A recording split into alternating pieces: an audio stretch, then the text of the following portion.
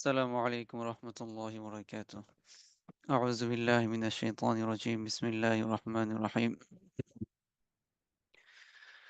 الله لا إله إلا هو الحي القيوم لا تأخذه سنة ولا نوم له ما في السماوات وما في الأرض من ذا الذي يشفع عنده إلا بإذنه يعلم ما بين أيديهم وما خلفهم ولا يحيطون بشيء من علمه إلا بما شاء وسع كرسيه السماوات والأرض ولا يؤوده حفظهما وهو العلي العظيم صدق الله العظيم. اللهم صل على محمد وعلى آل محمد كما صليت على إبراهيم وعلى آل إبراهيم إنك حميد مجيد. اللهم بارك على محمد وعلى آل محمد كما باركت على إبراهيم وعلى آل إبراهيم إنك حميد مجيد. رب زدني علما رب زدني علما رب اشرح لي صدري ويسر لي أمري واحلل عقدة من لساني يفقه قولي وبك نستعين يا مستعان. আল্লাহু আকবার। আলহামদুলিল্লাহ। আল্লাহ সুবহানাহু ওয়া তাআলার দরবারে লাখো কোটি শুকরিয়া জ্ঞাপন করছি যে আল্লাহ সুবহানাহু ওয়া তাআলা আমাদেরকে ইলমের দরসে আসার তৌফিক দিয়েছেন। আলহামদুলিল্লাহ। প্রিয় ভাইরা সবাই কেমন আছেন? আলহামদুলিল্লাহ। আলহামদুলিল্লাহ। ভালো আছেন সবাই? আলহামদুলিল্লাহ। আলহামদুলিল্লাহ। আলহামদুলিল্লাহ। তো আজকে আমরা হচ্ছে সলাতের ফরজ পড়বো ইনশাআল্লাহ। তো সলাতের সলাতের এই অধ্যায়টা পড়ার আগে আপনারা সলাত সম্পর্কিত অনেক কথা শুনেছেন। তো নতুন করে আর বলার কিছু নেই। তো আমি কথা না বাড়িয়ে ইনশাআল্লাহ সামনে পড়বো। তো এখানে একটা বিষয় বলে রাখা ভালো, সেটা হচ্ছে যে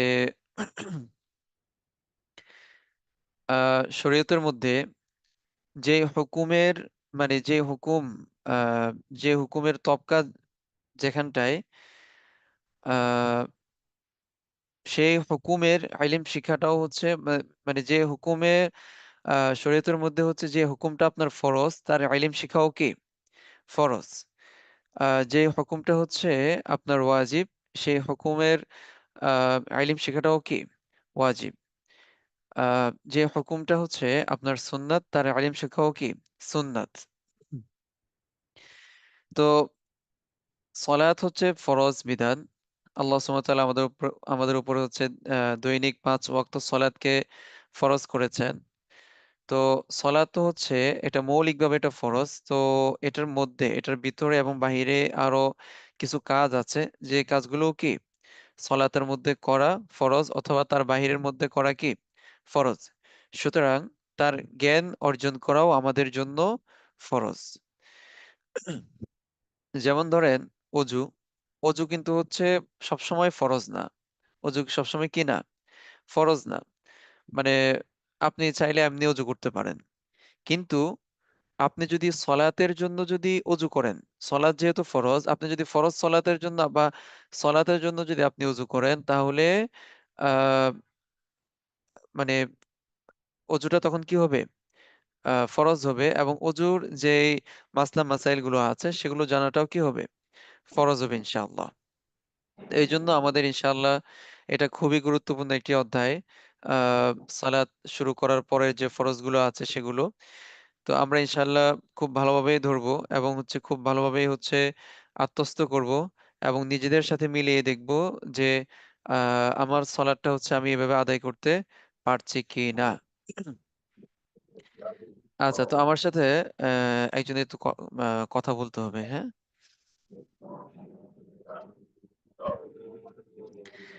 আচ্ছা, শুরু করলাম। বিসমিল্লাহির রহমানির রহিম। সলাৎ শুরু করার পরের ফরজ। ফরজ সমূহ। তো সলাৎ শুরু করার পরের ফরজ 6টি। কয়টি? 6টি। এক নাম্বার দাঁড়ানো অবস্থায় তাকবীরে তাহরিমা বলা, দাঁড়ানো অবস্থায় তাকবীরে তাহরিমা বলা। 2 নাম্বার কিয়াম করা বা দাঁড়ানো। 3 নাম্বার হচ্ছে কিরাত পড়া, 4 নাম্বার হচ্ছে রুকু করা, 5 নাম্বার হচ্ছে সিজদা করা, 6 নাম্বার হচ্ছে শেষ বৈঠক। তো সলাৎ যখন আমি শুরু করব, তারপরে ফরজ কয়টি? 6টি। 1 নাম্বার দাঁড়ানো অবস্থায় তাকবীরে তাহরিমা বলা, 2 নাম্বার কিয়াম করা বা দাঁড়ানো, 3 নাম্বার হচ্ছে কিরাত পড়া, 4 নাম্বার হচ্ছে রুকু করা, 5 নাম্বার হচ্ছে সিজদা করা, 6 নাম্বার হচ্ছে শেষ বৈঠক। আচ্ছা, আমার সাথে হচ্ছে একটু কথা বলতে হবে। আপনারা বুঝতে পারছেন কি পারেননি? আমার সাথে একটু আপনাদের রেসপন্স করা লাগবে ইনশাল্লাহ। জি, বুঝতে পেরেছি। জি। তো প্রথমত হচ্ছে আমরা এবার হচ্ছে প্রত্যেকটার ব্যাখ্যা পড়ব, যে এখানে যে 6টা ফরজ আমরা পড়েছি, নামাজ শুরু করার পরে যে 6টি ফরজ, তো প্রত্যেকটার ব্যাখ্যা ইনশাল্লাহ এখন সামনে আসছে। 1 নাম্বার হচ্ছে দাঁড়ানো অবস্থায় তাকবীরে তাহরিমা বলা, অর্থাৎ নামাজকে আল্লাহু আকবার বলে শুরু করা। আল্লাহু আকবার বলে কি করা? শুরু করা। এটা হচ্ছে কি? ফরজ। নামাজকে আল্লাহু আকবার বলে শুরু করা কি? ফরজ। নবী সাল্লাল্লাহু আলাইহি সাল্লাম বলেছেন, ইদা আকামতা ইলা সলাতি ফাকাব্বির, যে যখন তুমি সলাতের জন্য দাঁড়াও তখন কি করো? ফাকাব্বির, তাকবীর বলো। তুমি তাকবীর বলো। কি করো? তাকবীর তাকবীর বলো। বলো। হ্যাঁ। তো এজন্য যখন হচ্ছে আমরা আহ আহ আমি মুক্তাদি হই অথবা মুনফারিদ হই, অর্থাৎ ইমামের পিছনে দাঁড়াই অথবা হচ্ছে একা একা নামাজে দাঁড়াই, যেভাবে দাঁড়াই না কেন, আমাকে আহ তাকবীর কি করতে হবে? বলতেই হবে। তাকবীর এটাকে বলতেই হবে। যদি আমি ইমামের পিছনে দাঁড়াই আর যদি আমি মনে করি যে আমার মানে আমি সকল কিছুই হচ্ছে ইমামের পিছনে কি করলাম? ইক্তেদা করলাম, তো সেই অনুপাতে হচ্ছে আমি তাকবীরটা পড়লাম না বা বললাম না, তাহলে আমার নামাজ কি হয়নি? নামাজই শুরু হয়নি। নামাজই শুরু হয়নি, অর্থাৎ যে নামাজটা আমি আদায় করেছি সে নামাজটি সহিহ হবে না বা হয়নি।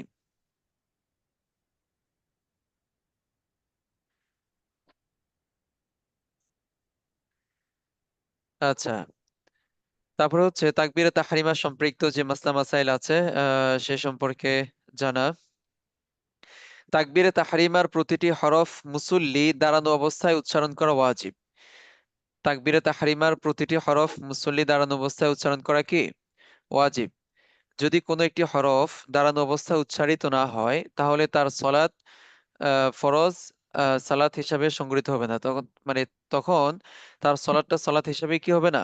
সংগঠিত হবে না, যদি কোনো একটি হরফও যদি কি না হয়? উচ্চারিত না হয়। আচ্ছা, বসা অবস্থায় কিংবা নুয়ে পড়া অবস্থায় তাকবীরে তাহরিমা বললে সেটা আদায় হবে না। এখানে দাঁড়ানো দ্বারা উদ্দেশ্য হবে যা হুকমি দাঁড়ানো বা দাঁড়ানোর স্থলাভিষিক্তকেও অন্তর্ভুক্ত করে, অর্থাৎ মানে যাতে করে কোনো ওজরের কারণে বসে বসে ফরজ সালাত আদায়কারীর বসাও এর মধ্যে কি হয়ে যায়? শামিল হয়ে যায়। তো এটা দ্বারা আসলে কি বুঝিয়েছে? বুঝিয়েছে যে ধরেন যে প্রতিটি হরফ মুসল্লি দাঁড়ানো অবস্থায় উচ্চারণ করা ওয়াজিব। এখন কেউ হচ্ছে বসে আছে। কি করে আছে?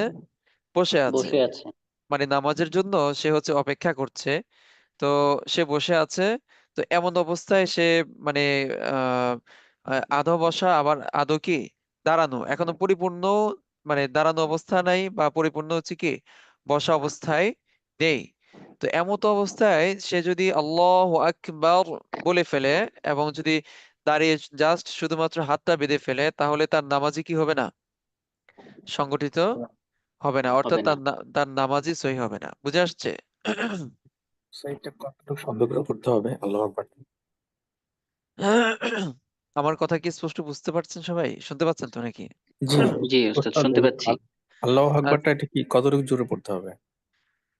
মানে আল্লাহ আকবার হচ্ছে আপনি আহ মানে এতটুক মানে শুধু আল্লাহ আকবার না, নামাজের যতগুলো তাসবিহ তাহলিল আছে, কেরাত যা আছে আপনি এতটুক জোরে পড়তে হবে যে যেন হচ্ছে আপনার কানে যেন কি হয়? আওয়াজ আসে। আপনার কানে যেন কি হয়? আওয়াজ আসে। এতটুকু জোরে পড়তে হবে। আবার এত জোরে যেন না হয় যে পাশের যে নামাজ পড়ছে তার নামাজে কি হচ্ছে? অসুবিধা সমস্যা। হচ্ছে। হ্যাঁ, আবার এত আস্তেও যেন না হয় যে আমার মুখে কি হচ্ছে না? নড়ছে না। এত আস্তে যেন না হয়, একেবারে মানে কি বলবো, আহ, এমন মিহি আওয়াজ যে যেন হচ্ছে আমার শুধুমাত্র আমার কান পর্যন্ত কি হয় তার আওয়াজটা পৌঁছায়। আচ্ছা, এখন এই ফিস আওয়াজের হ্যাঁ হ্যাঁ হ্যাঁ, ফিস ফিস আওয়াজ। মতো জি, বললাম, অনেকে ফিস আওয়াজের মতো ফিস করে হ্যাঁ কথা বলার সময় হ্যাঁ, ফিস ফিস আওয়াজ, কিন্তু অনেকে হচ্ছে যেটা হয় যে ফিস ফিস এত জোরে করে যে পাশের আহ যে নামাজ পড়ছে তারও কি হয় অনেক বেশি অসুবিধা সৃষ্টি, মানে অসুবিধা হয়। তখন সে কোন কেরাত পড়ছে বা আহ মানে তাসবিহ হচ্ছে সে কয়বার পড়েছে সেগুলো সে কি হয়ে যায়, ভুলে যায়। তার একটা কারণ হচ্ছে যে পাশে যিনি নামাজ পড়ছেন উনি অনেক জোরেই কি পড়ছেন, এই তাসবিহ গুলো আদায় করছেন বা কেরাত অনেক জোরে পড়ছেন, এত জোরে পড়ছেন, ফিস ফিস আওয়াজেই পড়ছেন, মানে অনেক জোরে পড়ছেন। যেমন এটা অনেককে দেখা যায় যে রুকুতে অথবা সিজদায়, যখন হচ্ছে সিজদা তাসবিহ পড়ছে তখন এভাবে পড়ে সুবহানাল্লাহ, সুবহানাল্লাহ, সুবহানাল্লাহ, সুবহানাল্লাহ। মানে অর্থাৎ আহ, আমার কথা কি আপনারা শুনতে পেয়েছেন? অর্থাৎ শুধুমাত্র সিনের আওয়াজটাই মানে অনেক জোরে উচ্চারণ করেন, আর পরেগুলো হচ্ছে মানে উনি আস্তে আস্তে উচ্চারণ করেন। যেমন সুবহানাল্লাহ, সুবহানাল্লাহ, জি ওস্তাদ, বুঝতে সুবহানাল্লাহ। পারছি, মানে জি সুবহানা আমরা সুবহানা শুনতে বলে। পেরেছি। হ্যাঁ, তখন যেটা হয় যে পাশের যিনি নামাজ পড়ছেন তার অনেক বেশি কি হয়, অসুবিধা হয়। অসুবিধা। হ্যাঁ, এই জন্য আমরা এত আহ, এমন মৃদু আওয়াজে পড়বো যেন হচ্ছে শুধুমাত্র আমার কানে কি হয়, শুনতে পায়। তো এখন এখানে হচ্ছে ধরেন এই এই দাঁড়ানো উদ্দেশ্য হচ্ছে মানে কেউ যদি এক শরঈ যৌক্তিক ওজরের কারণে যদি কেউ বসে বসে নামাজ পড়ে, তখন সে মানে ওই দাঁড়ানো ব্যক্তির হুকুমেই কি হবে, শামিল, দাঁড়ানো ব্যক্তির হুকুমের মধ্যে সে পড়বে কেউ যদি বসে বসে নামাজ পড়ে। ঠিক আছে? অর্থাৎ জি সে বসে বসে তাকবীরে তাহরিমা বললে কোনো অসুবিধা হবে না ইনশাআল্লাহ, কারণ সে তখন ওযর অবস্থায় আছে। আর শরীয়ত ওযরকে কি করেছে, শরীয়ত ওযর গ্রহণযোগ্য। আচ্ছা, তারপর হচ্ছে ইমামকে রুকুতে পেল আর সে তাকবীরে তাহরিমা বলতে বলতে বলতে বলতে রুকুতে গেল। অর্থাৎ তাকবীর এমন সময় শেষ হলো যে হাত বাড়ালে হাঁটু পর্যন্ত পৌঁছে যাবে, হাত বাড়ালে হাঁটু পর্যন্ত কি পৌঁছে যাবে, এমত অবস্থায় তার সালাত হবে না। বুঝে আসছে কি? মানে ইমামকে রুকুতে পেল আর সে তাকবীরে তাহরিমা বলতে বলতে রুকুতে গেল।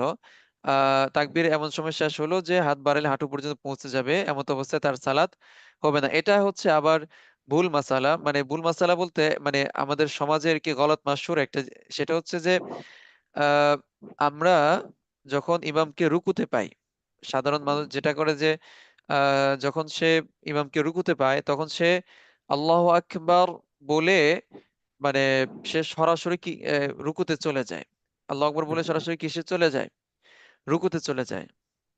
আবার অনেককে দেখা যায় যে আল্লাহু আকবার বলে হচ্ছে সে আহ, হাত বাঁধে, হাত বাঁধার পরে মানে ইমাম সাহেব কিন্তু রুকুতে আছে, হাত বাঁধে, হাত বাঁধার পরে তারপরে হচ্ছে কিসে যাচ্ছে, রুকুতে যাচ্ছে।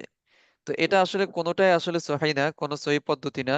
প্রথম কথা হচ্ছে যে আমরা নামাজের মধ্যে মানে নামাজের ব্যাপারে কি করব না, তাড়াহুড়া করবো না। অর্থাৎ নামাজ জামাআত যখন দাঁড়িয়ে গেছে তো দাঁড়িয়ে গেছে, তো আমার যদি উজু না থাকে আমি ধীরে স্থির ভাবে উজু করে তারপরে হচ্ছে জামাতে আমি ইনশাল্লাহ শরীক হব। আচ্ছা, তো এক্ষেত্রেই হচ্ছে যে আপনার যখন মুক্তাদি আহ ইমামকে রুকুতে পাবে তখন সে কি করবে? তো প্রথমত সে আল্লাহু আকবার বলে আপনার হাত তো হচ্ছে কানের লতি পর্যন্ত উঠাবে, উঠিয়ে সে হাতকে ছেড়ে দিবে, হাতকে কি করবে, ছেড়ে দিবে। ছেড়ে দিবে। ছেড়ে দিয়ে তখন সে আল্লাহু আকবার বলে রুকুর আহ, আহ, তাকবীর বলে তারপরে হচ্ছে রুকুতে যাবে। বুঝে আসছে? জি ওস্তাদ। হ্যাঁ, এটা হচ্ছে সহিহ পদ্ধতি। কিন্তু আমাদের অনেকে হচ্ছে দৌড়াদৌড়ি করে এসে আল্লাহু আকবার বলতে বলতে কিসে চলে যায়, রুকুতে চলে যায়। মানে এক আল্লাহু তাকবীরেই আকবার এক এক এক তাকবীরে তাকবীরে হচ্ছে, হ্যাঁ হ্যাঁ, এক তাকবীরে হচ্ছে কি রুকুতে চলে যায়। তো কেউ যদি এমনটা করেন তাহলে তার নামাজ কি হবে না, সহিহ হবে না, অর্থাৎ তার নামাজই শুরু হয়নি, তার নামাজ কি হবে না? সহি হবে না। অর্থাৎ এই সময় ইমামকে রুকুতে পাওয়া অবস্থায় নিয়ম অনুযায়ী প্রথমে দাঁড়িয়ে দাঁড়িয়ে তাকবীরে তাহরিমা বলা, এরপর আল্লাহু আকবার বলে রুকু করা। ইমামের সাথে যদি সামান্যতম মুহূর্তের জন্য রুকুতে অংশগ্রহণ করা যায় তবে রাকাত পাওয়া গিয়েছে বলে ধর্তব্য হবে। আর যদি রুকুতে পাওয়ার পূর্বে ইমাম সাহেব দাঁড়িয়ে যান তবে রাকাত পাওয়া হলো না। মুক্তাদি তাকবীরে তাহরিমা এর শব্দ আল্লাহ ইমামের সাথে বলল, কিন্তু আকবার ইমামের পূর্বে শেষ করে নিল, তবে তার সালাত হবে না। বুঝতে পেরেছেন? মানে আল্লাহ ইমামের সাথে বলা শুরু করেছে, কিন্তু আল্লাহ ইমাম সাহেব আবার আকবার শেষ করার পূর্বেই উনি আবার আকবার বলে হাত বেঁধে ফেলছেন। হ্যাঁ, উনি কি করেছেন? ইমাম সাহেব আকবার বলে এখনো হাতই বাঁধেননি, কিন্তু উনি মুক্তাদি সাহেব উনি আকবার বলে অলরেডি হাত বেঁধে ফেলেছেন, তাহলে তার নামাজ কি হবে না? হবে না। সালাত সহিহ হবে না। যে ব্যক্তি তাকবীর উচ্চারণে সক্ষম নয়, যেমন বোবা বা অন্য যে কোনো কারণে যার বাক শক্তি বন্ধ হয়ে গেছে, তার জন্য মুখে তাকবীর উচ্চারণ করা আবশ্যক নয়, তার অন্তরের ইচ্ছাই কি যথেষ্ট। আল্লাহ শব্দকে আল্লাহ অর্থাৎ আলিফকে টেনে, মানে আল্লাহ শব্দকে আল্লাহ যদি কেউ বলে, অথবা আকবরের আলিফকে যদি কেউ যদি আকবর পড়ে, আলিফকে টেনে যদি পড়ে, অথবা আকবরের বাকে যদি কেউ আকবার যদি পড়ে, তাহলে তার সলাত আদায় হবে না, অর্থাৎ তার সলাতে সহি হবে না। তার সলাত কি হবে না? তার সলাতই শুরু হয়নি, মানে শুরুতেই গলত, তাহলে সলাৎটা কি হবে, কিভাবে আপনার পূর্ণাঙ্গ হবে? এজন্য আমাদের এগুলোর ক্ষেত্রে খুবই সতর্ক থাকতে হবে, যে আল্লাহু আকবার ক্ষেত্রে আমরা কখনোই আল্লাহ বলবো না, আবার আকবারের ক্ষেত্রে কখনোই আকবার বলবো না। বুঝে আসছে? জি উস্তাদ। হ্যাঁ, জি উস্তাদ। যে এগুলো স্পষ্ট কথা।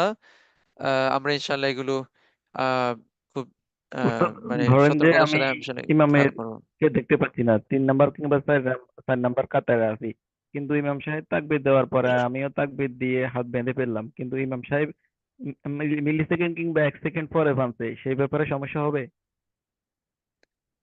মানে ইমাম সাহেব যে পড়ে বেঁধেছে এটা কিভাবে জানলেন? ইমাম সাহেব, আমি 4 নাম্বার কাতারে আছে, আমি দেখি নাই, কিন্তু আমি তাকবীরের সাথে সাথে বেঁধে ফেলেছি, হয়তো ইমাম সাহেব মিলি সেকেন্ড পরে ভাঙতে পারে, তো সে ব্যাপারে কি মানে সমস্যা হতে পারে? এক আছে না? না না, এক্ষেত্রে আসলে আহ, সমস্যা নেই, যেহেতু এখানে আপনার ওজোর আছে। আহ এগুলো সতর্ক থাকতে হবে। কি থাকতে হবে? সতর্ক থাকতে হবে। আমি একটু মানে, হ্যাঁ, ইমাম সাহেবের সাথে হাত বাঁধবো, তবে একটু মানে ইমাম সাহেব যদি কোনো অজরের কারণে যদি হাতটা একটু পরে বাঁধেন, তাও তো এটা এখানে এখানে আসলে মুক্তাদির কিছুই করার নেই, কোনো অসুবিধা নেই। কিন্তু এক্ষেত্রে আপনার সতর্ক থাকতে হবে যে আমি একটু পরেই হাতটা কি করি বাঁধি, একদম পুরা সাথে সাথে যেন কি না হয়, হয়ে না যায়। বুঝে আসছে? হুম।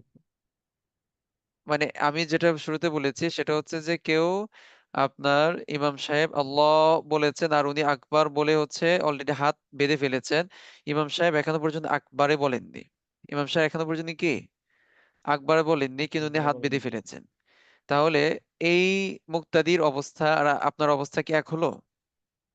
আপনি তো হাত বেঁধেছেন, ইমাম সাহেবের সাথেই বেঁধেছেন। জি। আমার কথা কি আপনার বুঝতে পেরেছেন? জি ওস্তাদ। আচ্ছা, আমার জি এতে কি নয়েজ আসতেছে? না উস্তাদ। জি ওস্তাদ, ক্লিয়ার আছে। আচ্ছা আচ্ছা, তারপরে আহ নামাজি বেশি হওয়া অবস্থায় পিছনে আওয়াজ পৌঁছানোর জন্য যেসব মুকাব্বিরগণ তাকবীর বলে থাকেন, সেসব মুকাব্বিরদের অধিকাংশই জ্ঞানের স্বল্পতার কারণে আজকাল আকবারকে আকবার অর্থাৎ বাকে দীর্ঘ দীর্ঘ টান দিয়ে বলতে শোনা যায়, এর ফলে তাদের নিজেদের সলাৎ কি হয়ে যায়, ভেঙে যায়। এই জন্য না শিখে কখনো মুকাব্বির হওয়া উচিত নয়। এটা আমাদের কি করতে হবে, খেয়াল রাখতে হবে। আমরা যারা মুকাব্বির হব, অনেকেই দেখা যায় আল্লাহ, মানে আল্লাহ, আপনি আল্লাহ টান দিতে পারেন কিন্তু আকবার বলতে পারেন না। হ্যাঁ, কোনো মুকাব্বির যদি আকবার বলে তাহলে তার কি হয়ে যাবে, সালাত ভেঙে যাবে। প্রথম রাকাতের রুকুতে পাওয়া গেল, তাহলে আহ তাকবীর উলা বা তাকবীরে সওয়াব পেয়ে গেল বলে ধর্তব্য। প্রথম রাকাতের রুকুতে পাওয়া গেল, তাহলে তাকবীর উলা বা প্রথম তাকবীরের সওয়াব পেয়ে গেল বলে ধর্তব্য হবে। বুঝে আসছে? অর্থাৎ আপনি রুকু পেয়েছেন মানে হচ্ছে আপনি তাকবীর পেয়েছেন, রুকু পেয়েছেন মানে হচ্ছে প্রথম রাকাতে রুকু পেয়েছেন মানে হচ্ছে আপনি পূর্ণ একটি রাকাতে কি পেয়েছেন। উস্তাদ তো এখানে কোনো ছানা পড়া লাগবে না, হাত বেঁধে বাঁধা লাগবে না, মনে করেন যে রুকুতে ইমাম সাহেব না আছে, না আমি না না, পরে যদি গেলাম, হাত আপনি বাঁধা লাগবে ইমাম সাহেবকে না, যদি ছানা পড়া হচ্ছে লাগবে না।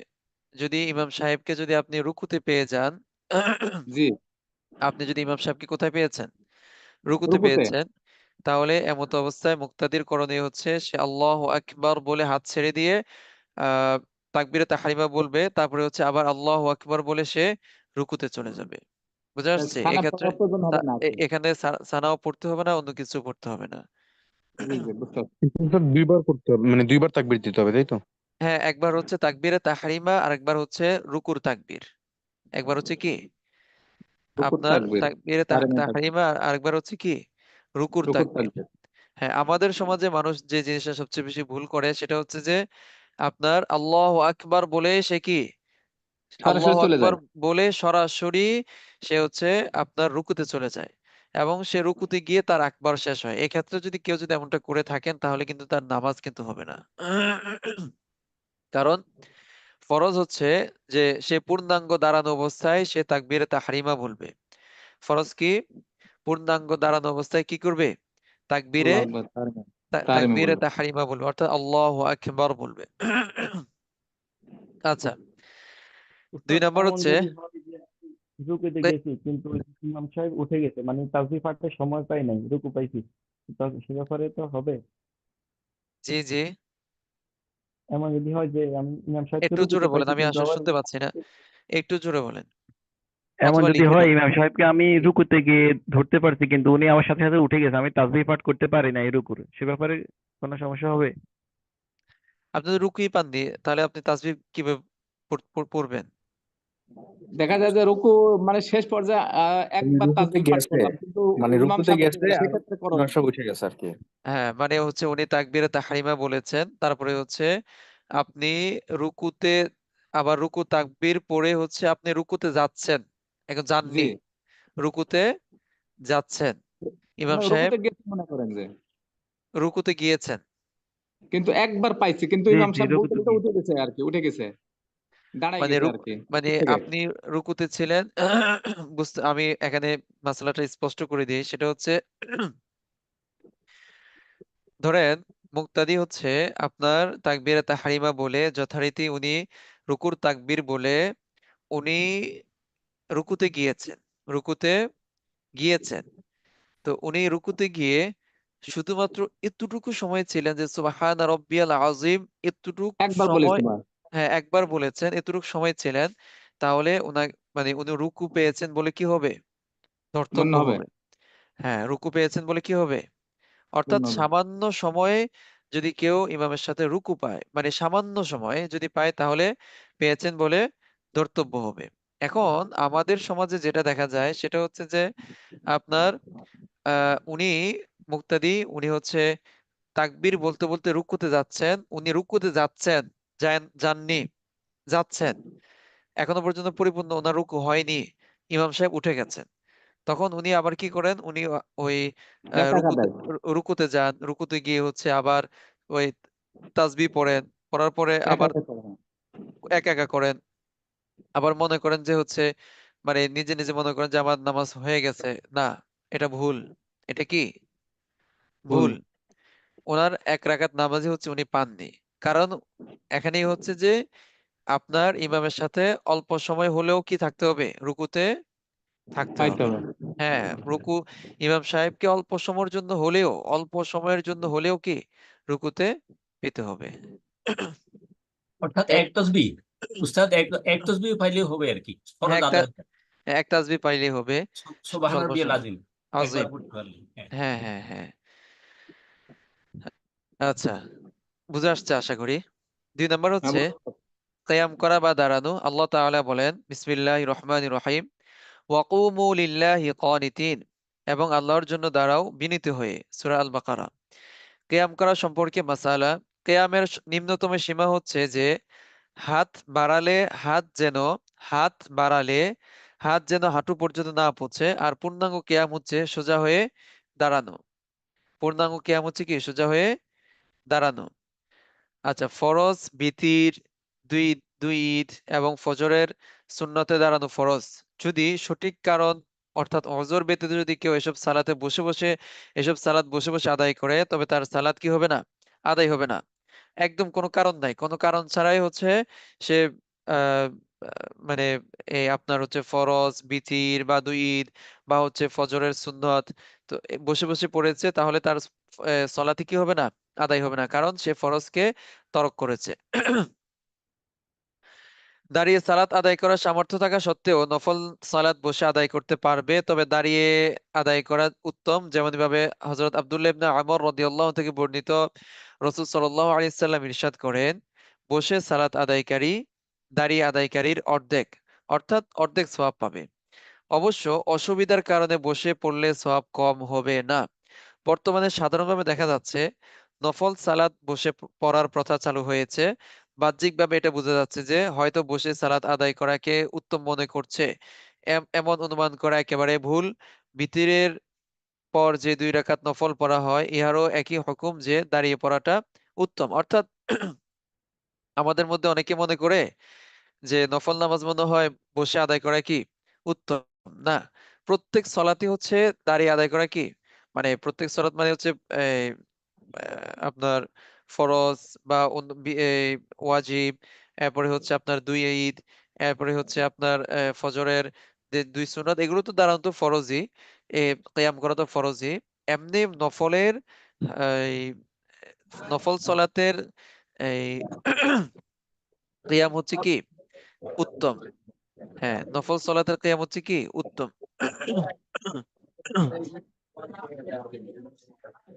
আচ্ছা, দাঁড়াতে যদিও দাঁড়াতে শুধু একটু কষ্টবোধ হওয়া কোনো ওজরের মধ্যে পড়ে না, বরং কিয়াম ওই সময় রহিত হবে যখন মোটেই দাঁড়াতে পারে না, অথবা দাঁড়ানোর ফলে বা সিজদা করার কারণে ক্ষতস্থান হতে রক্ত প্রবাহিত হয়, অথবা দাঁড়ানোর ফলে প্রস্রাবের ফোঁটা চলে আসে, অথবা 1/4 সতর খুলে যায়, কিংবা কিরাত পড়তে যতক্ষণ সময় লাগে ততক্ষণ দাঁড়িয়ে থাকতে অক্ষম হয়। এমনি দাঁড়াতে পারে কিন্তু তাতে রোগ বৃদ্ধি পায়, বা দেরিতে সুস্থ হয়, বা অসহ্য কষ্ট অনুভব হয়, তাহলে এই সকল অবস্থায় বসে পড়ার অনুমতি রয়েছে।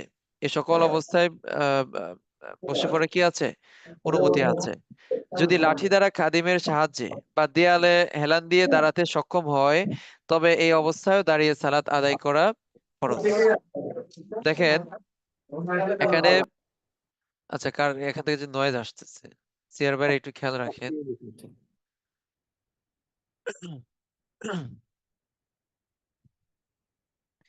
ওস্তাদ যে এই ক্ষেত্রে কেউ যদি চেয়ারে বসে নামাজ পড়ে আচ্ছা, এক্ষেত্রে সেটা এটা কি? মাসালা সামনে আসতেছে, ইনশাল্লাহ সামনে আসছে। এই প্রশ্ন আমরা পরে করি। জি। তো এখানে দাঁড়ানোর আসলে আহ অকুমু লিল্লাহি কানিতিন, আল্লাহ সুবহানাহু ওয়া তাআলা কোরআনে বলে দিয়েছেন অকুমু লিল্লাহি কানিতিন, যে তোমরা আল্লাহর সামনে হচ্ছে বিনীত হয়ে দাঁড়াও।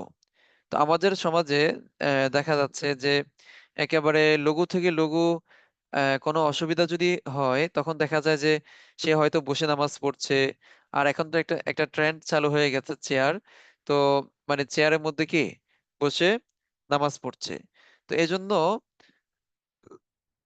যদি মানে কারো যদি অবস্থা এমন হয় যে সে লাঠি দ্বারা খাদিমের সাহায্যে দেয়ালে হেলান দিয়ে সে দাঁড়াতে সক্ষম, এমন যদি অবস্থা যদি কারো এমন হয়, তাহলে এমত অবস্থায়ও সে কি দাঁড়িয়ে সালাত আদায় করবে।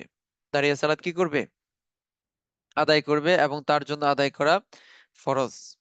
আর যদি কারো যদি একেবারে শরীয়ত মানে শরীআই গ্রহণযোগ্য যদি কারো ওজর থাকে, তাহলে তো তার জন্য আহ মানে ওজরের মাসালা আসবে, অর্থাৎ সে বসে বসে নামাজ পড়তে পারবে ইনশাআল্লাহ। আচ্ছা, যদি শুধুমাত্র এতটুকু দাঁড়াতে পারে যে কোনো মতে দাঁড়িয়ে তাকবীরে তাহরিমা বলতে পারবে, তবে তার জন্য ফরজ হচ্ছে দাঁড়িয়ে আল্লাহু আকবার বলা। এরপর যদি দাঁড়ানো সম্ভব না হয় তাহলে বসে বসে সালাত আদায় করতে পারবে।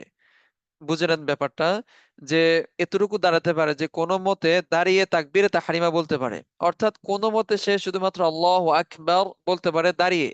তারপরে হচ্ছে আর তার জন্য দাঁড়ানো কি না পসিবল না, বা তার জন্য দাঁড়ানো সম্ভব না, তাহলে এমত অবস্থায় সে কি এই আল্লাহু আকবার বলে তারপরে হচ্ছে সে কি বসে যাবে, বাকি সালাতটা সে বসে বসে আদায় করবে।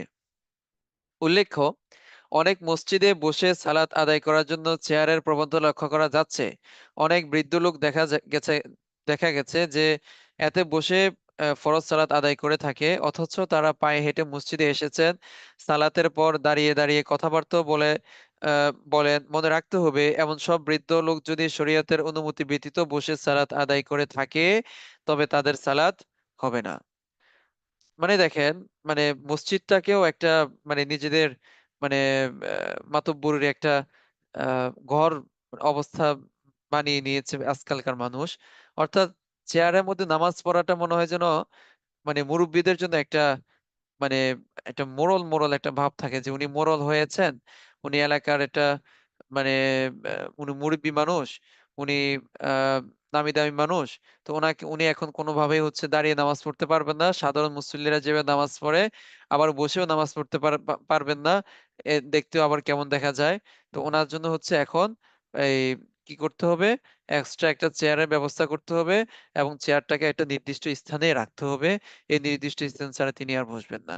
মনে রাখতে হবে, যদি এমন হন যে তার আসলে শরীয়ী কোনো ওজর তার মধ্যে নেই, শরীয়ী কোনো ওজর তার মধ্যে কি নেই, তাহলে তার নামাজ লা ইয়াজুজু লা ইয়াজুজু লা ইয়াসিহু লা ইয়াসিহু, কোনোভাবেই তার নামাজ কি হবে না, সহিহ হবে না, কোনোভাবেই সহিহ হবে না। যদি সে বিনা ওজরে শরীয়ী ওজর ব্যতীত সে যদি কি হয় বসে বসে এই চেয়ারের মধ্যে বসে নামাজ পড়ে। তো এখন এটা একেবারে সহজ, এটা আপনাদেরকে বলার কিছু নেই যে এখন হচ্ছে কে আসলে শরীয়ী ওযর গ্রস্ত আর কে শরীয়ী ওযর গ্রস্ত না, এটা আসলে আহ, রোগী সে নিজেই কি ভালো বলতে পারবে, রোগী নিজেই কি ভালো বলতে পারবে। এখন ধরেন একেবারে ভালো মানুষ, হ্যাঁ, মানে একেবারে মানে খুব সুস্থ সবল মানুষ দেখা যাচ্ছে, কিন্তু সত্যিকার অর্থে তার পায়ের ভিতরে হচ্ছে কি আছে, মানে ধরেন কোনো সমস্যা নাই, কোনো সমস্যা নেই, একেবারে ভালো মানুষ। এখন সে যদি মসজিদের মধ্যে এসে চেয়ার খোঁজে, চেয়ারের মধ্যে যদি বসে নামাজ পড়ে, সে যদি অন্যদেরকে বলে যে না আমার ভিতরে এমন সমস্যা আছে যার কারণে আমি কোনোভাবেই হচ্ছে রুকু দিতে পারছি না, আমি কোনোভাবেই হচ্ছে স্বাভাবিকভাবে সিজদা দিতে পারছি না, তো এটা যদি কেউ বলে তাহলে তো এখানে মানে অন্যান্য মুসল্লি যারা আছেন তারা তো আর তাকে আর কি করে দেখবে না, পরীক্ষা করে দেখবে না যে উনি বলেছেন, মসজিদে এসে বলেছেন, হয়তো সত্যও বলেছেন, মিথ্যা বলেননি। সুতরাং এখানে মানে ওনাকে বলার কিছু নেই। সুতরাং এখানে যে রুগী সে আসলে ভালো বলতে পারবে যে সে বসে সালাত আদায় করবে নাকি সে দাঁড়িয়ে সালাত আদায় করবে, সে কি আসলে শরীয়ী ভাবে মানে অজরগ্রস্ত নাকি হচ্ছে মানে জাস্ট হচ্ছে শুধুমাত্র বসে বসে একটু আরামের সাথে নামাজ আদায় করাটা একটু খায়েশাত, এটা রুগী সে কি ভালো বলতে পারবে। আচ্ছা, তো 3 এখানে নাম্বার। সহি হবে না বলতে কি নামাজ হ্যাঁ হ্যাঁ, নামাজ সহি হবে না। ধরেন মানে কেউ সহি হবে কিয়ামের না বলতে মধ্যে, কি বাতিল হয়ে যাবে, বাতিল হ্যাঁ হ্যাঁ, বাতিল হয়ে যাবে না? দাঁড়ায় নামাজ পড়া তো ফরজ। দাঁড়িয়ে নামাজ পড়া না হচ্ছে কি বসে সুস্থ অবস্থায়। না, যারা ওই যে বিনা ওজরেও যারা যে বসে নামাজ পড়ে, তো সেখানে বলা হচ্ছে যে সহি হবে না। সহি হবে না বলতে কি আমরা কি আসলে বাতিল ধরে নিব যে নামাজ বাতিল হয়ে যাবে এরকম? হ্যাঁ হ্যাঁ হ্যাঁ, সেটাই সেটাই, সহি হবে না বলতে হচ্ছে আচ্ছা, তার নামাজটাই কি বাতিল, তার বাতিল হয়ে নামাজটাই যাবে। কি আচ্ছা আচ্ছা, বাতিল। জাযাকাল্লাহ। ওয়াইয়াক। আচ্ছা, 3 নম্বর হচ্ছে কিরাত পড়া। আল্লাহ তাআলা বলেন বিসমিল্লাহির রহমানির রহিম ফাকরাউ মা তায়াসসারা মিনাল কোরআন। আচ্ছা, এক্ষেত্রে আমি আহ আহ, মানে এই ইয়েটা আপনাদেরকে ইনশাআল্লাহ এমনভাবে বলার চেষ্টা করব যে মানে প্রথমত হচ্ছে আমি আমার সাধ্যটুকু যত সহজভাবে আপনাদেরকে বলা যায় ও আপনাদের সামনে উপস্থাপন করা যায় সহজভাবে ইনশাআল্লাহ বলার চেষ্টা করবো ইনশাআল্লাহ। দ্বিতীয়ত হচ্ছে আমি আপনাদেরকে মূল উসুলটা বলে দিব, তাহলে ইনশাআল্লাহ আপনারা নিজে বুঝতে পারবেন যে আসলে এই মানে আমি মানে আপনাদের আর অনেক বেশি কি করতে হবে না, প্রশ্ন করতে হবে না। ঠিক আছে, যেমন হচ্ছে ধরেন আল্লাহ সুবহানাহু ওয়া তাআলা কোরআনে কারিমে হুররিমাত আলাইকুমুল মাইতাতু ওয়াদ-দামু ওয়া লাহমুল খিনজির বলে হচ্ছে যেসব খাবারগুলো হারাম, এই হারামগুলো কি করে দিয়েছেন, স্পষ্ট করে দিয়েছেন। হালাল তো অনেক আছে, হালাল কি অনেক আছে। তো এখন এত হালালের কথা তো এখানে আর কি মানে আহ, আহ, আল্লাহ সুবহানাহু ওয়া তাআলা কি মানে এটা বলবেন যে তোমরা রুটি খাও, রুটি হালাল, তোমরা ভাত খাও, ভাত হালাল, তোমরা এটা খাও, এটা হালাল, আপেল খাও, কমলা খাও, এগুলা এটা তো আসলে কোরআনের শান না। তো এখন যেখানে শুধুমাত্র যেগুলো হালাল হারাম, হ্যাঁ যে মানে মোটা দাগে যেগুলো হারাম এগুলো কি করেছেন আল্লাহ সুবহানাহু ওয়া তাআলা বলে দিয়েছেন, এবং তার পাশাপাশি হচ্ছে আহ উসুল বলে দিয়েছেন, মূলনীতি বলে দিয়েছেন। তার পাশাপাশি কি বলে দিয়েছেন, মূলনীতি। তো এটার আলোকে যখন আমরা মানে কোন একটা খাবারের সাথে ম্যাচ করব যে এই খাবারটা এই মূলনীতির সাথে পড়ে কিনা, যদি দেখে যায় এই খাবারটা এই মূলনীতির সাথে চলে আসছে, তাহলে এই খাবারটাও কি হারাম। এটাই আর কি। তো ইনশাল্লাহ মূলনীতিটা আপনাদেরকে বলে দিলে আপনারা নিজেরাই বুঝতে পারবেন যে আসলে আহ আপনার নামাজটা আসলে কোথায় কি সুবিধা অসুবিধা আছে, এগুলো আর কি। তো আল্লাহ সুবহানাহু ওয়া তাআলা কিরাত সম্পর্কে বলেন ফাকরাউ মা তায়াসসারা মিনাল কোরআন, অতএব তোমরা কোরআন থেকে যতটুকু সহজ ততটুকু পড়ো। সূরা মুজাম্মিল। কিরাত পড়া সম্পৃক্ত মাসআলা। কিরাত হলো সমস্ত অক্ষরসমূহ তার মাখরাজ উচ্চারণের স্থান থেকে আদায় করার নাম, যেন প্রত্যেক অক্ষর অন্য অক্ষর থেকে পৃথকভাবে বোঝা যায় ও উচ্চারণও বিশুদ্ধ হয়। কিরাআতের ক্ষেত্রে ইমামে আজম রাহিমাহুল্লাহ এর মতে এক আয়াত এবং সাহাবাইনের মতে সূরা কাউসারের সমান ছোট ৩ আয়াত অথবা ছোট ৩ আয়াতের সমান বড় এক আয়াত পাঠ করা ফরজ। আমি কথাটা আবার দৌড়াচ্ছি, আপনারা একটু খেয়াল করবেন যে ইমামে আজম আবু হানিফা রাহিমাহুল্লাহর মতে এক আয়াত, এবং সাহাবাইনের মতে অর্থাৎ ইমাম আবু ইউসুফ রাহিমাহুল্লাহ এবং ইমাম মুহাম্মদ রাহিমাহুল্লাহর মতে সূরা কাউসারের সমান ছোট ৩ আয়াত অথবা ছোট ৩ আয়াতের সমান বড় এক আয়াত পাঠ করা কি ফরজ। ইমাম শাফিঈ ও ইমাম আহমদ রাহিমাহুল্লাহর মতে সূরা ফাতিহা পড়াও কি ফরজ। তাদের মতে বিসমিল্লাহ সূরা ফাতিহার অংশ। শুধুমাত্র বড় এক আয়াত পাঠ করা ফরজ। বড় এক আয়াত পাঠ করা ফরজ সালাতের প্রথম 2 রাকাতে ফরজ, আর বিতির সুন্নত ও নফলের প্রত্যেক রাকাতের ফরজ। অর্থাৎ আপনার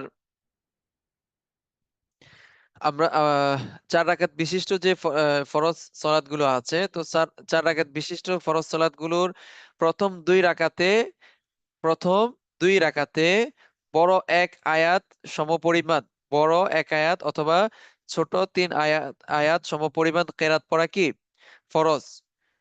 এরপরে হচ্ছে বিতিরের প্রত্যেক রাকাতে সুন্নত যতগুলো নামাজ আছে সুন্নত নামাজের প্রত্যেক রাকাতে, এরপরে হচ্ছে নফলের প্রত্যেক রাকাতে আহ আপনার কেরাত পড়া কি ফরজ। ফরজ সালাতের কোন রাকাতে কেরাত পড়লো না বা শুধু এক রাকাতে পড়লো, তাহলে সালাত আদায় হবে না। নীরবে পড়ার ক্ষেত্রে এতটুকু আওয়াজে পড়া আবশ্যক যে যেন নিজে শুনতে পায়। যদি অক্ষরগুলো বিশুদ্ধভাবে উচ্চারণ করেছে কিন্তু এত নিম্ন সুরে পড়েছে যে নিজের কানও শুনেনি, অথচ এ সময় কোনো অন্তরায় যেমন হচ্ছে হইচই ছিল না, আবার আহ মানে সে বধিরও নয়, তাহলে তার সালাত কি আদায় হবে না। অর্থাৎ মানে আহ, যিনি সালাত আদায় করছেন উনি হচ্ছে সালাতটা হচ্ছে মানে কেরাতটা হচ্ছে বিশুদ্ধভাবেই পড়ছেন, কিন্তু এত আস্তে আওয়াজ এত আস্তে পড়ছেন যে উনি বিশুদ্ধভাবে আদায় করার পরেও হচ্ছে ওনার কানে তার কেরাতের আওয়াজ আসছে না। অথচ এমন সময় কোনো বাধা ছিল না, কোনো হইচই ছিল না, কোনো আওয়াজ ছিল না, তারপরে হচ্ছে তার কেরাতের আওয়াজ তার কানে আসছে না, অথবা সে বধিরও না। তাহলে এমন যদি হয় তাহলে তার সালাত সহিহ হবে না, তার সালাত হবে না।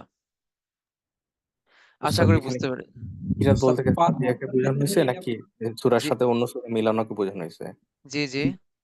মানে এখানে কি কিরাত বলতে সূরা ফাতিহাকে বোঝানো হয়েছে? কারণ ফরজ যেহেতু, অন্য সূরা না পড়লে কি নামাজ হবে না? জিনিসটা এমন নাকি ওয়াজিব ভঙ্গ হয়ে যাবে? সূরা ফাতিহা হচ্ছে আপনার ওয়াজিব। সূরা ফাতিহা কি না না, এখানে যে মানে কিরাত বলতে কি ফাতিহাকে বোঝানো হয়েছে না, যে ফাতিহা প্রত্যেক রাকাতে পড়তে হবে, না পড়লে নামাজ হবে না? আর অন্য সূরা মিলানো এটা ওয়াজিব না, এটা কি ও ফরজ? ফরজ সালাতের উপরেরটা, ফরজ সালাতে কোনো রাকাতে কিরাত পড়লো না, শুধু এক রাকাতে পড়লো, এটা? জি। না না, এটা হচ্ছে ফাতিহা না, এটা হচ্ছে ফাতিহার সাথে অন্য সূরা মিলানো। ফাতিহার সাথে কি অন্য সূরা মিলানো, বা অন্য আয়াত, অন্য আহ মানে আয়াত পড়া। ধরেন কেউ হচ্ছে ফাতিহা পড়লো না, কি পড়লো না, ফাতিহা পড়লো না, মানে মানে যিনি প্রশ্ন করেছেন আমার সাথে কথা বলবেন, বা যে কোনো কেউ আমার সাথে কথা বলতে পারেন। ধরেন হচ্ছে কেউ ফাতিহা পড়লো না নামাজের মধ্যে, তো ফাতিহা না পড়ে সে অন্য কোনো কেরাত পড়া শুরু করে দিল। অন্য কোনো কেরাত কি পড়া শুরু করে শুরু দিল। করতে। যেমন সে ফাতিহা না পড়ে সে সানার পরে হচ্ছে সে আলাম তারা কাইফা ফাআলা রাব্বুকা বিআসহাবিল ফিল এভাবে পড়া শুরু করে দিয়েছে। তাহলে এক্ষেত্রে তার নামাজটা সাহই সিজদার সাথে কি হবে? সহি আদায় হবে। হবে। আচ্ছা। হ্যাঁ, সাহু সিজদার সাথে আদায় হবে। অর্থাৎ সে যদি মানে সে তো ফাতিহাটা তো সে ভুলে মানে ছেড়ে দিয়েছে, ফাতিহা পড়া হচ্ছে ওয়াজিব। এখন যদি সে সাহু সিজদা দেয় তাহলে তার সলাত আদায় হয়ে যাবে, সহিহ হয়ে যাবে। কিন্তু যদি এমন হয় যে সে সূরা ফাতিহা পড়েছে কিন্তু তার সাথে হচ্ছে কোনো কেরাতে সে আর পড়েনি, কোনো কেরাতে কি পড়েনি, তাহলে সাহু সিজদা দিলেও তার সলাত কি হবে না? সহিহ হবে না, তার সলাতই হবে না। বুঝে আসছে কি? শুধুমাত্র ওয়াজিবের জন্য সাহু সিজদা। হ্যাঁ, এটা কি আপনারা পড়েননি? এটা কি আপনার যায়নি আগে? জি।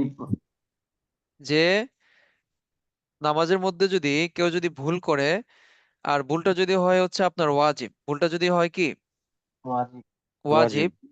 তাহলে সেক্ষেত্রে হচ্ছে সে সাহু সিজদা দিলে তার নামাজটা কি হবে? আদায় হবে, নামাজটা সহিহ হয়ে যাবে। আর কিন্তু কেউ যদি ভুলটা করে এমন যে সে ফরজই ছেড়ে দিয়েছে, ফরজই ছেড়ে দিয়েছে, তাহলে সেক্ষেত্রে সে মানে সাউথ সিজদা যদি ডাবল সাউথ সিজদাও দেয় তাহলে তার সলাৎ কি হবে না? আদায় হবে না। বুঝে উস্তাদ, আসছে কি? সকল ওয়াক্তের জি, নামাজে জি, এমন ভাবে বুঝতে পেরেছি। পড়তে হবে যে নিজে নিজে একটু শুনতে পারে, যাতে জি জি জি। সকল ওয়াক্তের নামাজ এবং সকল ফরজ সুন্নত নামাজ এমন ভাবে পড়তে হবে যাতে নিজে নিজে শুনতে পারে। আপনি আহ ইমামের পিছনে নামাজ পড়লে তো হচ্ছে আপনার এখানে কেরাতের জরুরত নেই, কেরাত প্রয়োজন নেই। তবে যদি আপনি একা একা নামাজ পড়েন তাহলে হচ্ছে আপনাকে ওইভাবেই নামাজ পড়তে হবে। বুঝে আসছে? প্রত্যেক ওয়াক্তেই। জি উস্তাদ। জি ওস্তাদ, আমার একটা প্রশ্ন ছিল। এখন কেরাত ওই এতটুকু সাউন্ডে পড়ার বিষয়ে আপনি বললেন যে আশেপাশের কারো যাতে অসুবিধা না হয়, আবার নিজের কানে যাতে শুনতে পারে। জি এখন আমি যখন সুন্নত নামাজ পড়বো একা একা, আর আশেপাশে কেউ নেই, জি। সেই ক্ষেত্রে কি এরকম সুযোগ আছে যে আমি কেরাতটাকে একটু জোরে পড়লাম যাতে নামাজের মনোযোগটা একটু ভালো আসে? এরকম কি সুযোগ আছে? না, সুন্নতে না, এই সুযোগটা হচ্ছে নফলে আছে। নফলে আছে? জি, সুন্নতে ওই স্বাভাবিক ভাবে পড়তে হবে আর কি। স্বাভাবিকভাবে পড়তে হবে। জি। ঠিক আছে, ধন্যবাদ, জাযাকাল্লাহ। ওইয়াক। জি। যদিও নিজে শোনাটা জরুরি, তবে এটার প্রতিও এতটুকু সতর্কতা অবলম্বন করা আবশ্যক যে নীরবে কেরাত পড়ার সালাতগুলোতে যেন কেরাতের আওয়াজ অন্যজনের কানে না পৌঁছে। অনুরূপভাবে তাসবিহ সমূহ আদায়কালেও এই বিষয়টির প্রতি খেয়াল রাখা উচিত। আমরা ইনশাআল্লাহ এগুলো খেয়াল রাখবো। সালাত ব্যতীত যেসব স্থানে কিছু বলা বা পড়াটা নির্ধারণ করা হয়েছে সেখানেও এর দ্বারা এটা উদ্দেশ্য যে কমপক্ষে এমন আওয়াজ হয় যেন নিজে শুনতে পায়। যেমন তালাক দেয়া, পশু জবাই করার জন্য হচ্ছে আল্লাহ তাআলার নাম নেয়া, এসব ক্ষেত্রে এতটুকু আওয়াজ আবশ্যক যেন নিজের কানে শুনতে পায়। দুরূদ শরীফ ইত্যাদি দোয়াসমূহ পড়ার ক্ষেত্রে কমপক্ষে এতটুকু আওয়াজ হওয়া উচিত যেন নিজে শুনতে পায়, তবে পাঠ করা হিসাবে গণ্য হবে। তবেই পাঠ করা হিসেবে কি হবে? গণ্য হবে। নিজে শুনতে না পাইলে মানে এটাকে আর মানে পাঠই কি হবে না? গণ্য হবে না। হানাফি ফিকহ অনুসারে মুক্তাদি ইমামের পিছনে সালাতে কেরাত পড়বে না, না সূরা ফাতিহা পড়বে, না অন্য কোনো আয়াত পড়বে, না নীরবে কেরাতের মানে অর্থাৎ মানে হানাফি ফিকহ অনুসারে মুক্তাদি হচ্ছে ইমামের পিছনে কোনো প্রকার কোনো কেরাতে সে কি পড়বে না। সে না সূরা ফাতিহা পড়বে, না সে অন্য কোনো আয়াত পড়বে, নাকি না হচ্ছে আপনার যেসব নামাজের মধ্যে কেরাত আস্তে পড়তে হয় ওইসব নামাজের মধ্যে পড়বে, না হচ্ছে আপনার যেসব কেরাত নামাজের মধ্যে হচ্ছে কেরাত জোরে পড়তে হয় সেসব নামাজের মধ্যে মানে পড়বে, মানে অর্থাৎ সে ইমামের পিছনে কোনোভাবে সে কি করবে না, এই কেরাত পড়বে না, ইমামের কেরাতই মুক্তাদির জন্য কি যথেষ্ট। আচ্ছা, 4 নম্বর হচ্ছে রুকু করা। আল্লাহ সুবহানাহু ওয়া তাআলা বলেন ওয়া আকিমুস সালাতা ওয়া আতুজ যাকাতা ওয়ারকাউ মা'আর রাকিঈন, আর তোমরা সালাত কায়েম করো, যাকাত প্রদান করো এবং রুকুকারীদের সাথে রুকু করো। এতটুকু ঝোঁকা এতটুকু ঝোঁকা যাতে হাত বাড়ালে হাত উভয় হাঁটু পর্যন্ত পৌঁছে যায়, এটা রুকুর নিম্নতম পর্যায়। মানে রুকুর এটা আপনারা বুঝে নেন যে এতটুকু ঝোঁকা যাতে হাত বাড়ালে হাত উভয় হাঁটু পর্যন্ত কি পৌঁছে যায়, এটা রুকুর নিম্নতম কি পর্যায়। আর রুকুর পূর্ণাঙ্গ রুকু হচ্ছে যে পিঠকে সমান করে সোজাসুজি সোজাসুজি বিছিয়ে দেওয়া। রাসূল সাল্লাল্লাহু আলাইহি সাল্লাম ইরশাদ করেন, আল্লাহ তাআলা বান্দার ওই সালাতের প্রতি দৃষ্টি দেন না যাতে রুকু সিজদা সমূহের মাঝখানে পিঠ সোজা করা হয় না। এজন্য আমরা ইনশাআল্লাহ রুকু সিজদাগুলো খুব সতর্কতার সাথে কি দিব ইনশাআল্লাহ। রুকুকে এমন ভাবে হচ্ছে আমরা রুকু করব যে আমাদের পিঠের উপরে যদি 1 গ্লাস পানি রাখা হয় তাহলে পানি যেন কি না পড়ে যায়, পানি যেন কি না পড়ে যায়, এতটা এই ইয়ে করে কি বলে এটাকে আহ, সোজা মানে পিঠকে সোজা করে কি করব আমরা রুকু রুকু দিব করবে। ইনশাআল্লাহ। আর পিঠকে সোজা করতে গিয়ে আবার এটাও খেয়াল করব যেন এই আমাদের কোনো যেন কি ভেঙে না যায়, কোনো যেন কি ভেঙে না যায়, কোনো কি কি রাখতে হবে, সোজা রাখতে হবে। বুঝে আসছে কি? জি। 5 নাম্বার হচ্ছে সিজদা করা। আল্লাহ সুবহানাহু ওয়া তাআলা বলেন ইয়া আইয়ুহাল্লাযীনা আমানু রকাউ ওয়াসজুদু ওয়া'বুদু রাব্বাকুম ওয়াফআলুল খায়রা লাআল্লাকুম তুফলিহুন। হে মুমিনগণ, তোমরা রুকু করো, সিজদা করো, তোমাদের রবের ইবাদত করো, ওয়া'বুদু রাব্বাকুম, তোমরা তোমাদের রবের ইবাদত করো, ওয়াফআলুল খায়র, এবং হচ্ছে তোমরা ভালো কাজ করো, লাআল্লাকুম তুফলিহুন, যাতে তোমরা কি হতে পারো, সফল হতে পারো। ইবনে আব্বাস রাদিয়াল্লাহু আনহু থেকে বর্ণিত, তিনি বলেন রাসূল সাল্লাল্লাহু আলাইহি সাল্লাম বলেছেন উমিরতু আন আসজুদা আলা সাবআতি আ'যুমিল জাবহা। তো রাসূল সাল্লাল্লাহু আলাইহি সাল্লাম বলেছেন যে আমাকে 7টি অঙ্গের সাহায্যে সিজদা করার নির্দেশ দেয়া হয়েছে।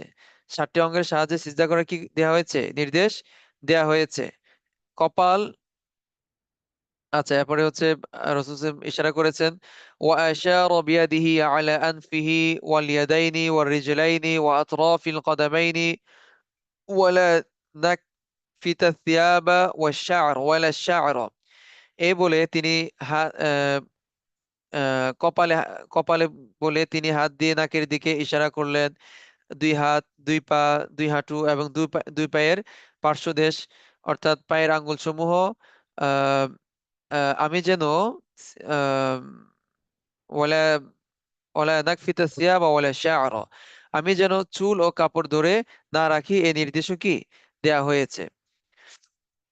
অর্থাৎ মানে সিজদার মধ্যে যেন হচ্ছে আপনার আহ আহ, চুল এবং এই কি বলে এটাকে কাপড় যেন কি না রাখা হয়, আহ ঝুলিয়ে না রাখা হয়। হ্যাঁ, অনেকে দেখা যায় যে পাগড়ির যে পিছনের যে অংশটা এই অংশটাকে কি করে দেয়, ঝুলিয়ে দেয়, অথবা চাদরের অংশ কি কি করে দেয়, ঝুলিয়ে দেয়, এটা মাকরুহ। তো প্রত্যেক রাকাতে 2 বার সিজদা করা ফরজ, প্রত্যেক রাকাতে 2 বার সিজদা করা কি ফরজ। সিজদাতে কপালে জমিনের উপর ভালোভাবে স্থাপন করা আবশ্যক, সিজদাতে কপাল জমিনের উপর ভালোভাবে স্থাপন করা কি আবশ্যক। ভালোভাবে স্থাপনের অর্থ হচ্ছে জমিনের কাঠিন্যতা ভালোভাবে অনুভূত হওয়া। যদি কেউ এভাবে সিজদা করে যে কপাল ভালোভাবে জমিনে স্থাপিত হয়নি তাহলে তার সিজদা হয়নি। খুব ভালোভাবে শুনে নেন ইনশাআল্লাহ, যে কপাল ভালোভাবে জমিনে স্থাপিত হয়নি তাহলে তার সিজদা কি হয়নি। কেউ কোনো নরম বস্তু যেমন ঘাস, বাগানের সতেজ ঘাস, তুলা অথবা কার্পেট ইত্যাদির উপর সিজদা করলো, যদি এমত অবস্থায় কপাল ভালোভাবে স্থাপিত হয়, অর্থাৎ কপালকে এতটুকু চাপ দিল যে এরপর আর চাপা যায় না, তাহলে তার সিজদা হয়ে যাবে, অন্যথায় হবে না। অর্থাৎ ধরেন হচ্ছে কেউ আপনার তোশকের মধ্যে কি করেছে, নামাজ পড়েছে, অথবা ল্যাপের মধ্যে কি করেছে, নামাজ পড়েছে। তো এখন সে যখন সিজদা দিয়েছে তখন তার মাথা কি একেবারে মানে ভিতরের দিকে চলে গিয়েছে, মানে এটা এতটা নরম যে তার ভিতরের দিকে চলে গিয়েছে, তার মাথা, তার কপাল খুব ভালোভাবে কি হয়নি, স্থাপিত হয়নি। তাহলে যদি অবস্থা যদি এমন হয়, তাহলে ওই ব্যক্তির সিজদা হয়নি। তার সিজদা হয়নি মানে হচ্ছে তার নামাজও কি হয়নি। আশা করি বুঝতে পেরেছেন।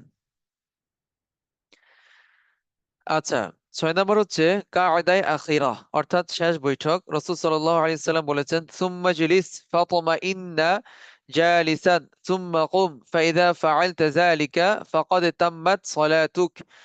অতঃপর ধীর স্থিরভাবে উঠে বসবে, পরে উঠে দাঁড়াবে। এরূপ করতে পারলে তবে তোমার সালাত পূর্ণ হবে।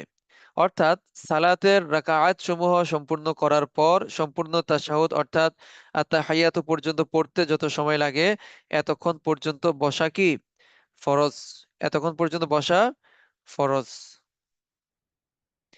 বিশেষ দ্রষ্টব্য, 4 রাকাত বিশিষ্ট ফরজ সালাতে চতুর্থ রাকাতের পর কেউ ভুলে শেষ বৈঠক না করে, তা যদি না করে, তাহলে পঞ্চম রাকাতের সিজদা না করা পর্যন্ত ওই সময়ের মধ্যে যখনই মনে পড়বে তৎক্ষণাৎ বসে যাবে। কি বললাম, যে 4 রাকাত বিশিষ্ট ফরজ সালাত।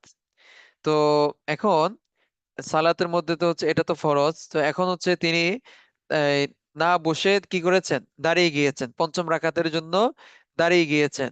যদি দাঁড়িয়ে যান আর এমত অবস্থায় যখন হচ্ছে উনি পঞ্চম রাকাতের সিজদা করেননি, এমত অবস্থায় তার আগে যদি ওনার মনে পড়ে যে আহির আমি তো মানে আমার তো নামাজ ভুল হয়ে গেছে, আমি তো পঞ্চম রাকাতের জন্য দাঁড়িয়ে গিয়েছি, আমি তো চতুর্থ রাকাত পড়ে আসছি, তখন যখনই এটা ওনার মনে আসবে তখনই হচ্ছে তৎক্ষণাৎ উনি কি করবেন, তৎক্ষণাৎই উনি বসে যাবেন। আর যদি পঞ্চম রাকাতের সিজদা করে ফেলে, অথবা পঞ্চম রাকাতের সিজদা করে ফেলে, অথবা ফজরের সালাতে দ্বিতীয় রাকাতে না বসে, খেয়াল করেন, ফজরের সালাতে দ্বিতীয় রাকাতে না বসে তৃতীয় রাকাতের সিজদা করে দেয়, কিংবা মাগরিবে তৃতীয় রাকাতে না বসে চতুর্থ রাকাতের সিজদা করে নিল, তবে এসব অবস্থায় ফরজ বাতিল হয়ে যাবে। ফরজ কি বাতিল হয়ে যাবে। তো মাগরিব ব্যতীত অন্যান্য সালাতে আরো 1 রাকাত মিলিয়ে সালাত শেষ করতে হবে। উল্লেখ্য, সালাতের প্রতিটি রুকনের তারতিবের প্রতি লক্ষ্য রাখা কি ফরজ। সালাতের প্রতিটি রুকনের তারতিবের প্রতি লক্ষ্য রাখা ফরজ। আল্লাহ সুবহানাহু ওয়া তাআলা আমাদেরকে সালাতের প্রতিটি রুকন আদায় করে করে এবং আহ, তার সাথে সুন্নাত, মুস্তাহাব, ওয়াজিব যত হুকুম আহকাম আছে সলাৎ সংশ্লিষ্ট, এ সকল কিছুকে আদায় করে আল্লাহ সুবহানাহু ওয়া তাআলা আমাদেরকে সলাৎ আদায় করার তৌফিক দান করেন। ঠিক আছে, আপনাদের হচ্ছে, আসসালামু আলাইকুম ওস্তাদ, জি একটা প্রশ্ন ওয়ালাইকুম, ছিল জি এই সেজদার বিষয়টা নিয়ে। আমাদের জি অনেকে দেখা যায় যে প্রথম রাকাতে যে সে আসলো জি রুকু পেল না, কিন্তু জি ইমামের সাথে দুইটা মানে যে সেজদা দুইটা দিল, তো সে তো দেখা যাচ্ছে শেষে গিয়ে 1 রাকাত বেশি পড়ছে। তো সেই ক্ষেত্রে সেজদা দুইটা বেশি হয়ে গেল না তার নামাজে? সেক্ষেত্রে নামাজটা কি হবে ওস্তাদ? উম, মানে হচ্ছে আপনার এই সে রুকু পায়নি তবে সিজদা পেয়েছে, তাই তো? রুকু পায়নি মানে প্রথম রাকাতে রুকু পায়নি, সিজদা পেয়েছে, তো তখন সে সিজদা দিয়েছে, এটা প্রশ্ন না? আমার কথা শুনতে পাচ্ছেন? জি ওস্তাদ, শুনতে পাচ্ছি। যে ভাইয়ের প্রশ্ন এটাই ছিল যে রুকু পায়নি সিজদা পেয়েছে, তখন হচ্ছে উনি কি দিয়েছেন, সিজদা দিয়েছেন। হ্যাঁ, এক্ষেত্রে হচ্ছে তার, এটাই তো প্রশ্ন ছিল। যদি প্রশ্ন এটা হয়ে থাকে তাহলে হচ্ছে না, তার সিজদা অতিরিক্ত হয়নি, তার সিজদা ঠিকই ছিল। আহ আহ হাদিসে আসছে রাসূল সাল্লাল্লাহু আলাইহি সাল্লাম বলেছেন যে তোমরা ইমামকে যেখানেই পাও, ইমামকে সলাতের মধ্যে কি যেখানে পাও সেখানে তোমরা কি করো, অনুসরণ করো। সুতরাং রাসূল সাল্লাল্লাহু আলাইহি সাল্লামের হাদিস অনুসারে আমরা যখন ইমামকে সিজদার মধ্যে পাবো তখন কি করব, আমরা যদি সিজদা যদি একটা পাই আমরা কি করব, এক সালাতে অনুসরণ করবো ইনশাআল্লাহ, এক সিজদাতে। ওস্তাদ, তাহলে কি মানে পরবর্তী একটা দিয়ে মানে তারপরে কি হবে মানে ওস্তাদ জি আমি জি জি একটা রুকু পাইলাম, তো একটা পরে সালাত স্পষ্ট করে বলেন মানে কথা কেমন যেন আস্তে আস্তে আসছে। জি বলেন বলেন। ওস্তাদ একটা রুকু পাইলাম, তো ইমাম সালাত শেষ করছে, তো তখন আমি কি আরেক রাকাত পড়ে নিব না? মানে রুকু একটা পেয়েছেন, মানে 2 রাকাত বিশিষ্ট নামাজে আপনি 1 রাকাতে প্রথম রাকাতে রুকু পেয়েছেন, মানে দ্বিতীয় রাকাতে রুকু পেয়েছেন, এটা বলছেন? প্রথম রাকাতে। প্রথম রাকাতে রুকু পেয়েছেন। জি, একটা রুকু পাইছি, তো দ্বিতীয় রুকুতে যদি না পাই? রুকু তো একটাই। আচ্ছা, সেজদাতে। মানে সিজদা ইমামের সাথে আপনি হচ্ছে প্রথম মানে রুকু পাননি, সিজদা একটা পেয়েছেন, তাই? জি, না তাহলে তো আমি মানে ওইটাকে তো ঠিক করবো। না সিজদা 2টা দিতে হবে না, একটাই যথেষ্ট। আচ্ছা, আরেকটা প্রশ্ন ছিল ওস্তাদ, যে ফরজ নামাজের মধ্যে জি, সূরা ফাতিহা তো ফরজ না ওস্তাদ? সূরা ফাতিহা কি? ফরজ কিনা মানে আমি যদি না, সূরা ফাতিহা না পড়ি আমি? সূরা ফাতিহা হচ্ছে ওয়াজিব। সূরা ফাতিহা কি ওয়াজিব, ফরজ সলাতের মধ্যে সূরা ফাতিহা ওয়াজিব। কেউ যদি সূরা ফাতিহা না পড়ে ভুলে অন্য কোনো সূরা পড়া শুরু করে দেয় এবং সূরা পড়ে ফেলে, তাহলে সে যদি এই নামাজ শেষে যদি সাহু সিজদা দেয়, তাহলে তার কি হয়ে যাবে? সলাৎ সাহু সিজদা দিলে তার সলাৎ আদায় হয়ে যাবে। কিন্তু উস্তাদ আমি তো এতদিন মানে উল্টা জানতাম যে প্রত্যেক রাকাতে সূরা ফাতিহা ফরজ, অন্য সূরা মিলানো ওয়াজিব। এটা ওই যে আপনার হানাফি ফিকদের থেকেই করছে, এখন তো পুরো তাহলে উল্টা হয়ে গেছে আমারটা থেকে। এটা মানে কোথা থেকে পড়েছেন? এটা আমাদের এখানে যে হুজুর আছে, তারপর মাসিকার কাউসার। না, আল কাউসারা তো এটা কখনোই লেখার কথা না, এবং এটা হানাফি ফিকহের ফতোয়া এটা না। তো এটা নিয়ে এই জন্য তো আমি একটু কনফিউজ এটা হয়ে গেছি। এটা হচ্ছে সূরা ফাতিহা ফরজ হচ্ছে ইমাম শাফিঈ মাযহাবে। ফাতিহা ফরজ হচ্ছে কোথায়? শাফিঈ মাযহাবে, মানে এখানে মাযহাবের ইয়ে আছে। আর হানাফি মাযহাবে হচ্ছে সূরা ফাতিহা ওয়াজিব। কেউ যদি সূরা ফাতিহা না পড়ে যদি সে অন্য কোনো সূরা যদি পড়ে নেয়, সূরা মিলিয়ে নেয়, তাহলে হচ্ছে মানে সূরা ফাতিহা পড়েনি মানে কোনো মানে ভুলবশত যদি কেউ মানে ওয়াজিব ছেড়ে দেয়, মানে ভুল করে না, ইচ্ছাকৃত কেউ ওয়াজিব ছেড়ে দিলে তো নামাজই হবে না। ভুলবশে কেউ যদি আপনার কি বলে এটাকে ফাতিহা ছেড়ে দেয়, অন্য কোনো সূরা পড়ে নেয়, তাহলে তার ওয়াজিব তরক করার কারণে সে সাহু সিজদা করে নিলে তার নামাজ হয়ে যাবে ইনশাআল্লাহ। ব্যাপারে মানে হানাফি ফিকে কি কোনো ইয়ে আছে, নিজেদের মধ্যে কোনো মতানৈক্য বা দুইটা মত? এটা এটা নিয়ে জি। না, এটা তো হানাফির হচ্ছে সর্বসম্মত মাসালা এটাই, এবং এটার উপর আমল করে আসছে আমাদের জমহুর উলামায়ে কেরাম। মানে আর অন্য এবং কোনো মত নেই, একটাই? এবং এটা নিয়ে যে বুখারী শরীফের যে রিওয়ায়াত লা সালাতা ইল্লা বিফাতিহাতিল কিতাব, যে জি। আহ, আপনার কি বলে এটাকে আহ, যদি ফাতিহা না পড়ে তাহলে সালাত আদায় হবে না, এটা নিয়ে হচ্ছে ইমাম শাফিঈর সাথে ইখতিলাফ আছে। এগুলো আসলে ফিকহের কিতাবগুলোতে লম্বা আলাপ আলোচনা আর কি, ইমাম কিন্তু শাফিঈ ওইটা কি মাযহাবের সাথে। উনি তো মানে ইয়া ইমামের সাথেও ধরছে, কিন্তু হানাফি ফিকে আমরা তো মনে হয় একাকি সূরা ফাতিহা পড়াটাকেই ধরেছিলাম এই হাদিসের ব্যাখ্যায়।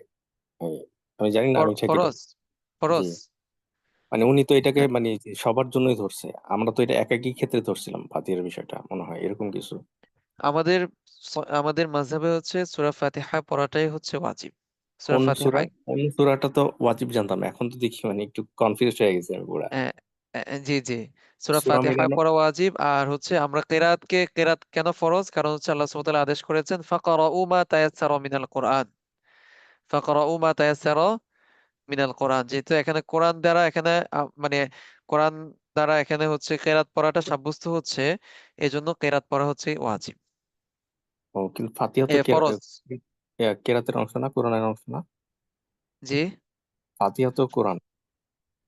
জি, ফাতিহা এখানে আসলে আপনার এই ক্ষেত্রে আসলে একটু লম্বা আলোচনা আছে যে ফাতিহা কি ফরজ না ওয়াজিব। তবে আমাদের হানাফি ফিকহ মতে হচ্ছে, আপনারা জেনে নেন যে হানাফি ফিকহ মতে ফাতিহা ওয়াজিব।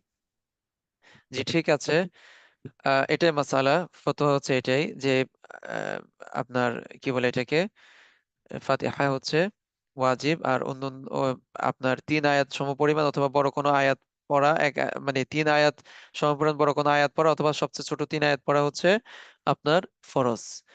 ঠিক আছে, সুবহানাল্লাহি বিহামদি, সুবহানাকাল্লাহুম্মা বিহামদিকা, আশহাদু আল্লা 2 মিনিট বেশি হয়ে গেছে। আশহাদু আল্লা ইলাহা ইল্লা আনতা আস্তাগফিরুকা ওয়া আতুবু ইলাইক। আসসালামু আলাইকুম ওয়া রাহমাতুল্লাহি ওয়া বারাকাতুহু।